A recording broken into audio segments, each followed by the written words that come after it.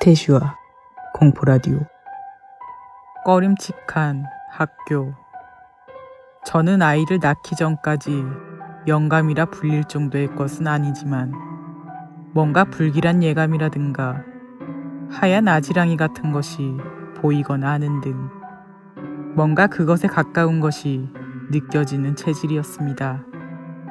물론 피곤해서 그런 건 아닌가 의심한 적도 있었지만 몇십 번이나 체험을 하면 난 역시 라고 착각이 아니란 걸 깨닫게 됐습니다.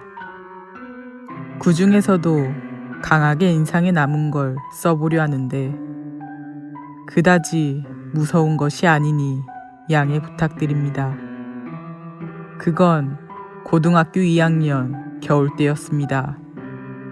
당시 사귀고 있었던 연상의 남자친구와 드라이브 겸 저녁밥을 먹을 가게를 찾으러 다닐 때의 일입니다.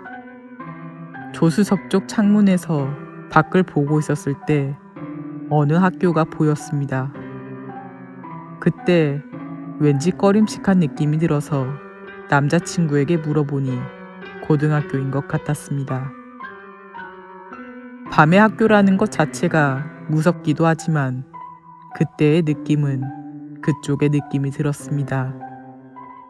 일단 기분 전환을 하고 싶어져서 그와의 대화에 집중하고 있었더니 그는 그 학교에서 1km 정도에 있는 돈까츠 가게로 들어가자고 말했습니다.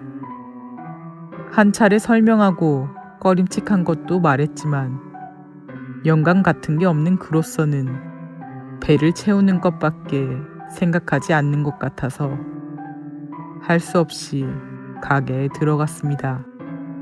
가게는 10명 정도 앉을 수 있는 자리가 있는 작은 가게. 손님은 저희들밖에 없었습니다.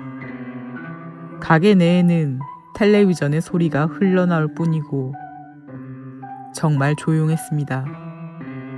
저희들도 대화는 그다지 하지 않았습니다. 일단 방금 전의 꺼림칙함을 얘기했습니다. 그리고 지금도 그렇다고. 그의 말에 따르면 딱히 무슨 일이 있었던 고등학교도 아닌 건지 나는 사건 같은 거 모르겠고 들은 적도 없어 라고 말했습니다.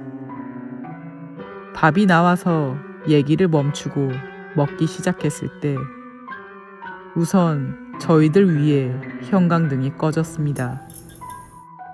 점원이 다른 좌석으로 옮기라 해서 옆으로 옮겨가니 옆자리도 카운터 쪽으로 옮기니 부엌이 너무나도 연속적으로 형광등이 꺼지는 걸 보고 역시 남자친구도 깜짝 놀랐는지 먹는 걸 간두고 집에 가자고 말을 꺼냈습니다. 가게 주인도 이상하네 라고 밖에 말하지 않았고 미안하다며 싼값을 받아서 저희들은 집에 가기로 했습니다. 집에 가려고 차의 트렁크를 돌아서 조수석으로 가려고 했더니 사람의 손자국이 트렁크에 덕지덕지 찍혀 있었습니다. 혹시 날 따라온 걸까? 라고 느꼈습니다. 그걸 보고 남자친구도 진짜 겁을 먹어서 가게로 돌아와 소금을 받아서 불경을 외우면서 차에 뿌렸습니다. 아무래도 그다지 좋지 않았던 건지 장난을 좋아하는 사람이었던 건지 저 혼자만이 아니라 주의를 끌어들인 건 처음이어서 기억에 남았던 사건이었습니다. 소금을 뿌리고 불경을 외운 것만으로 꺼림칙한 기분은 없어져서 저희들에게 원한을 가진 상대는 아니었다고 생각합니다.